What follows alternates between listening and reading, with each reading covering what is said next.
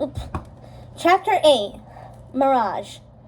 If someone had told her 5 years ago that she'd someday find herself in a tricked-out sports car speeding through a residential neighborhood to pick up a frightened group of children on the run, she would have laughed them out of acting class. But here she was, and this was her current role, protective, considerate babysitter. The call from the girl, Violet, had come in while she was on the phone with her acting teacher, Monique, complaining about today's scene.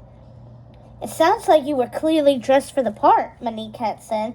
"And what do we know about dressing for the role we want to play?" Walking in our character's shoes make us feel like we are that character," Mirage recited. She was parked a few streets away from the Parr's house at this point and had pulled off the itchy brunette wig she decided on for the part. Mousy brown hair seemed to scream at babysitter. Underneath her real hair was a short, white blonde bob. The baggy babysitterish jumper she'd chosen that morning had also been removed. She now sat in a form-fitting white silk shirt that was much more her everyday style than this jeans and trainers ensemble. She shuddered at the thought of having to change into the other outfit again. "I was sympathetic and spoke softly. I tried to channel the perfect babysitter," she lamented to Monique. "I was part mother hen, part older sister." "And I'm sure you were wonderful," Monique said. "Just because the children didn't warm to you immediately doesn't mean you didn't do the job to perfection." "Tell my boss that," Mirage said. Syndrome, as her boss preferred to be called, wasn't happy when she had called to tell him the kids refused to go with her. "What am I paying you for if you can't do your job?" he'd barked. "Just stay nearby. I'm calling in the reinforcements." She flinched. "Are you sure that's a good idea? The girl knew about the agency." He scoffed. "Please, a kid can't contact them. We just need to get a hold of them, and then my plan will come together." Mirage hesitated. "And that plan is—" "I'm working on it," he barked. She hated when he got like this. Manic, worked up, unreasonable. Her audibility exhaled. "Look, I'm stressed, okay?" "I can tell," she said. "I'm not going to hurt them. Just scare them a bit so we can get them to go with you. Then they'll call you. Believe me." He'd hung up before she could debate the idea. Yep, Syndrome was losing it. That's when she phoned Monique. "I had no time to prepare for this role," Mirage said. "He literally gave me the job last night. There was no time to do character studies of the children's personalities or do research on babysitters in general. She'd never babysat a day in her life. Children weren't particularly fond of her. The feeling was mutual. But he insisted she take this part, which was different from all the other jobs she played for this job. She wasn't even sure he had a fully fleshed-out plan. Who was she kidding? He didn't. What Syndrome wanted her to do was basically kidnapping, and then he'd figure out the rest later. She had no clue who this mastermind was or what this nullifier he wanted to get his hands on could do. When she'd pointed out all the flaws in kidnapping super children, Syndrome had doubled her salary on the spot. That made it hard to complain. She'd been dying to have the money to go to a 3-month intensive acting camp abroad with famed director Brad Bird. She knew 3 girls who'd been cast in regular sitcom roles after being part of Bird's camp. Still, the nagging doubt remained. "I'm sure you're just being too hard on yourself," Monique said. "When we have class this week, we'll role-play and you can show me the scene you performed. I'm sure I'll find your babysitter rendition top-notch. Where did you say this production was taking place again?" Mirage paused. Her current job was complicated. To put it mildly, she'd been working for Buddy Pine, a.k.a. Syndrome, for 6 months after seeing the advertisement on the board at her acting school. Wanted. Acting professional willing to play multiple roles for a short-term job that promises to be full of adventure. Pays well. Discretion is a must. Short-term, long-term, it didn't matter. The pays well line was what got her. If Mirage finally finally wanted to break into the business she dreamt about since she was a child, she needed help. Monique's acting school wasn't cheap, but it was one of the best in Metroville. At Mirage's first audition, the legendary acting teacher had said she thought Mirage had great potential. Great potential was expensive. It's local theater with the promise of a national tour, Mirage lied. What could she really say? She was working for a guy who could capture supers even though he wasn't one himself. Forget the fact that working with supers in any way was illegal, or that the job she'd taken, after signing an ironclad confidentiality agreement, helped her boss attract various retired supers willing to help test a high-priced robot on a private island. Monique wouldn't have believed her. Sometimes Mirage didn't believe it herself. Having worked for Syndrome for several months now, she was starting to suspect he didn't actually work for a secret branch of government like he claimed. He was an eccentric billionaire with an arsenal of brilliantly designed gadgets. The biggest one was an Omnidroid robot that got better and better with every super it fought. When Mirage had inquired about the purpose of the Omnidroid, Syndrome had asked her out to dinner. Was it a date or a business meeting? At first, she wasn't sure, but now that they'd gone out several times and Syndrome made his affections known, she had to admit to herself that she was casually dating her boss. This didn't feel smart, but neither did the job sometimes. At least Syndrome had begun to open up to her. He told her that Omnidroid was the key to ridding the world of supers once and for all. While they were illegal, Syndrome claimed they all wanted back in the action, and that's where he came in, hiring them to train his Omnidroid to beat every super on the planet. Once the robot was ready, it, and so many other devices he'd created, could be sold to governments worldwide, so they could protect their countries without having to look to supers for help. With my advancements, everyone can protect themselves and be super, he explained. And when everyone is super, no one will be. The idea stuck with her. Why should some people have advantages that others didn't? Before Syndrome, she'd never really had an opinion about supers one way or the other.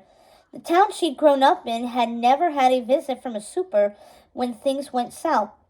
These supers, before they were banned, were meant to be role models, but as Syndrome explained it, they thought they were better than the rest of us. After he told her the story of how Mr. Incredible had treated him back in the day, she had to agree. These supers were no role models. Was his obsession with supers a bit much? Yes. But was the pay so good she turned the other cheek? Absolutely. She reminded herself of this reasoning every time she took on a new persona for her job. She'd managed to track down supers in hiding by posing as everything from a waitress to an expat to an heiress. Her job seemed to be part spy, great for practicing for a spy role, and part actress, and Syndrome was thrilled with her results. I could kiss you, he'd say when she tracked down another super. Sometimes he did. The job, the casual boyfriend, the excellent pay, it was all satisfying at first. But lately, she was starting to feel uncomfortable.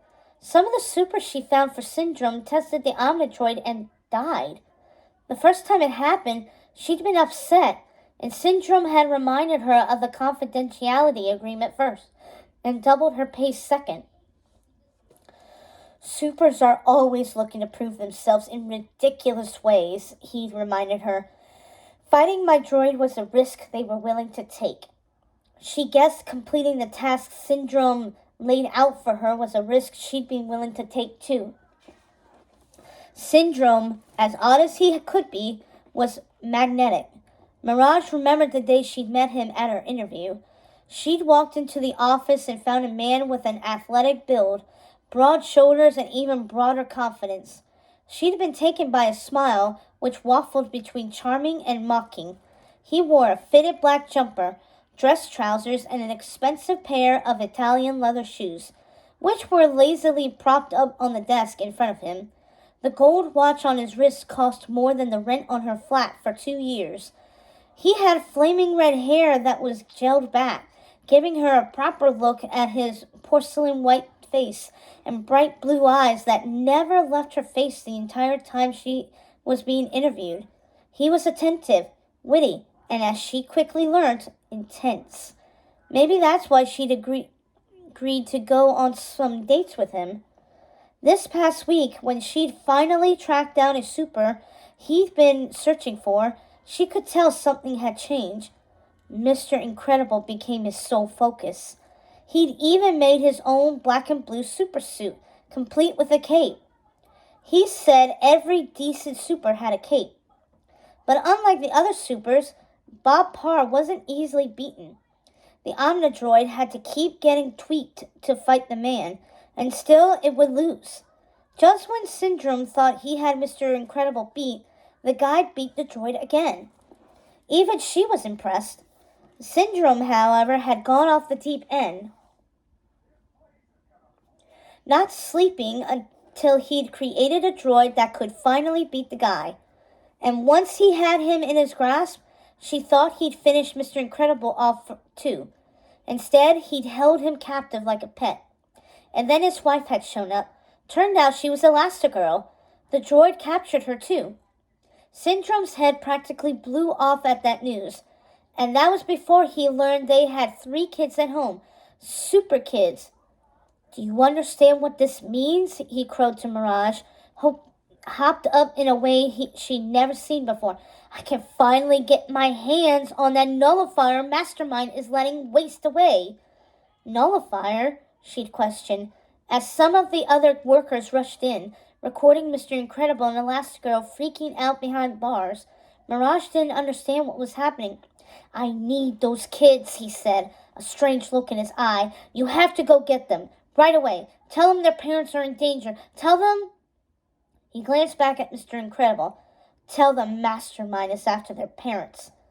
Buddy, Mr. Incredible had railed. I'm warning you, if you touch my kids, don't call me Buddy, Syndrome screamed. We'll tear you apart limb from limb, Elastigirl had roared, sounding scarier than her husband. Don't you go anywhere near our children, you hear me? Syndrome looked at his workers filming. You get all that? They nodded. Good. She turned back to Mirage. Go get those children. And what do you want with them? Mirage cried. You want me to babysit? Yes, consider it part of your job, he said. Babysitting? But, she started to complain. Bring them to my place. His smile was eerie. I've got the most brilliant of brilliant ideas. One that will give me everything I've ever wanted. Just leave the rest up to me. Turned out his plan wasn't that brilliant, because getting the kids to agree to come with her had been impossible. She had no one to vent to other than Monique, whom she had to talk to in code. This sounds like an exciting job, dear, Monique said, bringing Mirage back to the present. One that you're lucky to have. Lucky, Mirage repeated. She wasn't so sure of that. Syndrome was currently unhappy with her for being unable to convince Violet to come with her. Well, guess what? She wasn't thrilled with Syndrome either. Why had she mixed business with pleasure? Why? This boss/relationship business was getting messier by the minute. Then her other phone line had begun to ring. It was the child, Violet. Monique, I have to go, Mirage said, getting excited. I am being called to the set. See you at class, dear, Monique said. Good luck. Mirage cleared her throat. You are a babysitter, she told herself before picking up. Violet? You were right, Violet said, her voice sounding small. Yes. Tell me where you are, Mirage said sweetly. I'll be right there. Back went the wig. On went the jumper. She'd met the children at a supermarket in downtown Metroville. You need this job, she told herself as she drove. When she arrived at the supermarket, she found 2 excitable little boys. One was in his nappies. Great. And a scared teen. Violet's face was partially covered by her long mop of blue-black hair. She could tell already this child wasn't like her parents. Her confidence hadn't come in yet. She was shy. She was nervous. Mirage lowered her black cat's-eye sunglasses and looked at the children. Get in, quick. And don't let that baby drool on my leather seats. Can you take us to my parents? Violet asked. First, we need to get you somewhere safe, she told the child, trying to sound confident. Violet shook her head. You said they were in trouble. We have to go help them. She placed a cool hand on Violet's own and smiled in a reassuring way. And we will. But first we need a plan and reinforcements. You're being hunted, she whispered, not wanting the younger ones to hear. We get you somewhere safe, then we will go after your parents. Understood? Violet looked unsure, but she nodded. Buckle up, she told her brothers as she slid in next to her in the front seat.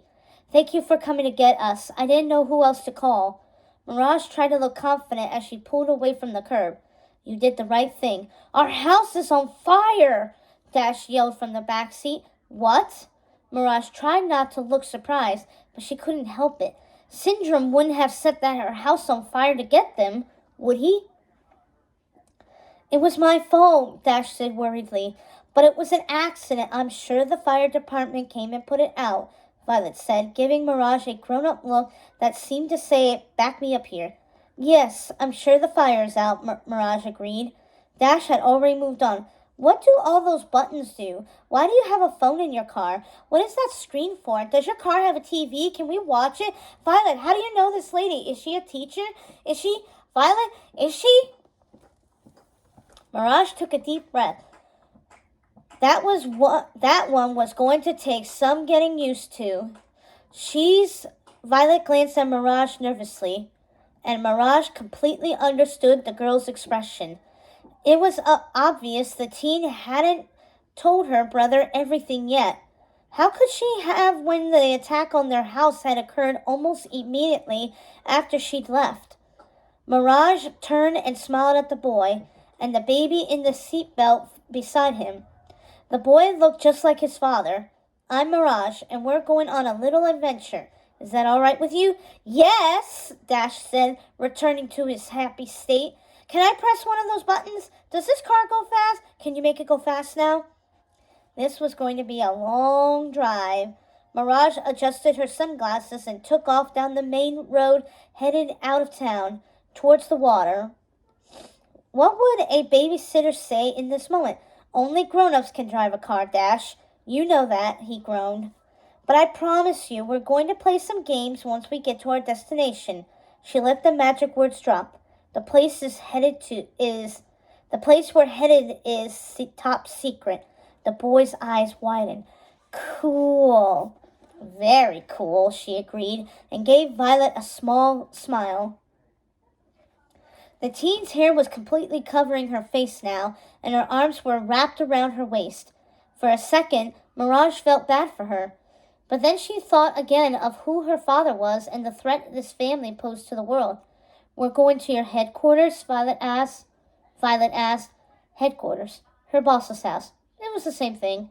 Yes, we'll plan our strategy there. Mirage turned to the back seat. So, Dash, can I trust you to keep this place a secret? Absolutely, Dash declared. I thought I could. I could tell you were clever from the moment I saw you. She gripped the steering wheel tighter. That's me. Clever, Dash boosted. And Jack could win a medal for pooping. Dash! Violet scolded. What? Dash made a face and folded his arms. It's true. He's starting to smell, and I don't think you bought nappies or a bottle. Mirage wrinkled her nose. The boy was right. That baby needed a nappy change, and she would not be the one doing it. Bah, the baby said. Bah. Don't worry, Mirage assured them. We'll get your brother everything he needs once we get there. For now, just sit back and relax. You've had a tough morning. She opened the windows wider to get some fresh air in the car and looked Violet's way again. The girl had her head down again and seemed to be staring at her trainers. Why don't I tell you a bit about my friend whose house we're going to? Friend? Violet questioned. I thought you were taking us to your boss. He is, Mirage corrected herself, cursing her mistake. He's my boss and my friend, and he's going to help you. He's very excited to meet you all. That last part was true. He is? Dash said eagerly. Yes, he's a big fan of your father's, he said. Well, he was once upon a time. I already radioed ahead to say we were on our way. He's so glad you're safe. What did those men want? Dash asked. Dash, Violet warned. It's all right, Mirage jumped in. We should be honest with him, then he won't be so frightened. Violet didn't say anything. Those men work for someone who is hunting supers and their families. Dash's eyes widened. But you're safe now, understood? Kind of. Dash still looked confused. Yeah, Mirage was too. For now, just enjoy the ride. The town was in their rearview mirror, and Mirage could see the water in the distance ahead of them. She hit the accelerator, and the car took off, speeding down the wide open road. Dash and the baby squealed in delight. 15 minutes later, they were on the outskirts of Metroville, staring out at what looked like a forest at the water's edge. Where's your boss's house? Dash asked as the car rolled up to a set of large metal gates. She smiled. Look up. She pressed a button and the car's roof retracted. The children turned their eyes to the sky. Whoa, Dash said. He lives in a treehouse? You guessed it, Mirage said. Although she personally wouldn't call the modern circular home a treehouse, built on stilts and overlooking the city and the water, the house had 360-degree views of the surrounding area. It was a technological advantage in home design that Syndrome had created himself. Mirage punched a few buttons on the gate, and a small blue blinking light popped out, which scanned her retina. Match. Mirage, you may proceed, said an electronic voice. Whoa, Dash said again. Whoa, indeed, Mirage thought as she pulled the car through the gates and directly into the garage camouflaged as a cave. She turned off the car and got out. The three children followed her, looking around in wonder at her boss's toys that also occupied the expansive cave. 4 other cars, including a ghastly Pizza Planet truck that was tricked out to be a decoy, 2 sports models, a small plane, and several motorbikes. Are these all his? Dash asked as he hurried along beside her. They are, she said, forcing a smile. Violet carried the baby, who was starting to whine and rub his eyes. Maybe the child would sleep when they got him upstairs. Mirage had hoped Syndrome had ordered baby gear for this experiment of his. She had no idea how long he wanted to hold on to these 3. Deal with one problem at a time, she reminded herself, walking swiftly to the lift and waiting for them at the other end of the cave. She took another deep breath. There was no turning back now. She pressed the button on the lift, and a new laser eye popped out of a compartment on the door. The blue light pulsed and scanned the area. Match. Mirage, said the voice. Identify others. Violet, Dash, and Jack Parr, Mirage said, and the machine did a sweep of the children. The lift door opened. Please proceed upstairs. Cool, Dash said for what felt like the millionth time, and raced into the lift. Violet and Jack followed. Mirage hesitated.